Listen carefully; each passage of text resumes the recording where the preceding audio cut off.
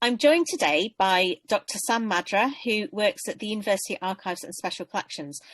First of all, Sam, can you explain a little bit about your role and what it is that you do in ASC, please? Yes, so I am Assistant Archivist in University of Glasgow Archives and Special Collections, and primarily the work that I'm involved in is to do with cataloguing. I've worked for the University of Glasgow Archives since graduating from the IMP course in 2009, initially on more project-based work, so maybe as a project cataloguer or project archivist, but as I say, always in the sphere of cataloguing. I'm presently a member of the metadata team, and that means that I'm responsible for our online finding aids, making sure that they are working, that they are consistent, they meet archival standards, etc. Okay, that's great, Sam. Thank you very much.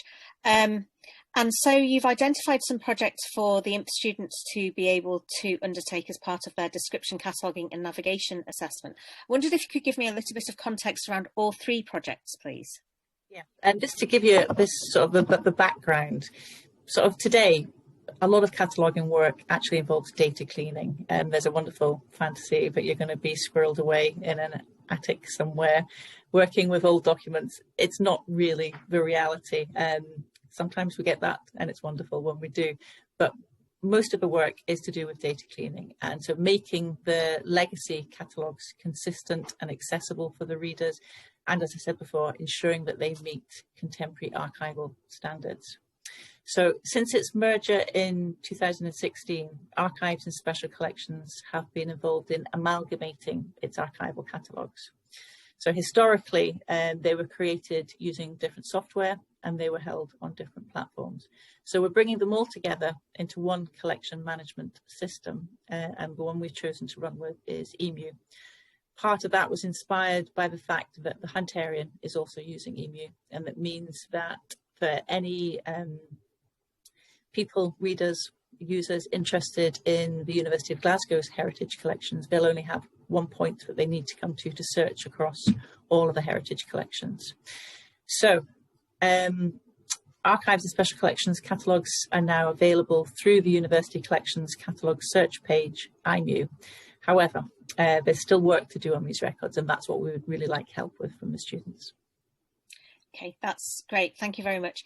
And in a moment, we're going to look at each individual project that you can choose in a little bit more detail.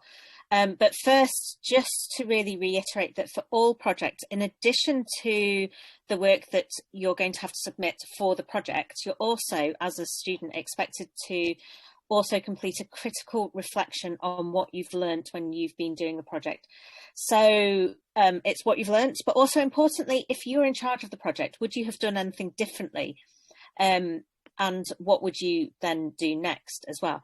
Where appropriate, we'll be passing these reflections on to Archives and Special Collections. But of course, if you would rather we didn't, then you can let us know. So, for example, it might be that you wholeheartedly disagree with this way of data cleaning and you think that there are better ways of doing it, and that's absolutely fine. Or it might be that there are just little tweaks, simple tweaks that you can think of that will make life better for the constituency of people that we've been talking about and we'll be talking about in DCN, who depend on archival collection catalogues. So that includes the user and potential users. So it should be enough so that people can tell whether or not they want to go into the archive or to get further information from the archive repository. But also think about who's managing the archive. Think about the professional, the archivist themselves. So there are brief descriptions of each project as they stand as well. And in a moment, you'll be able to watch individual videos which will give you further information on each project. And any questions that you have on each project, then please make sure that you post those to the applicable forum.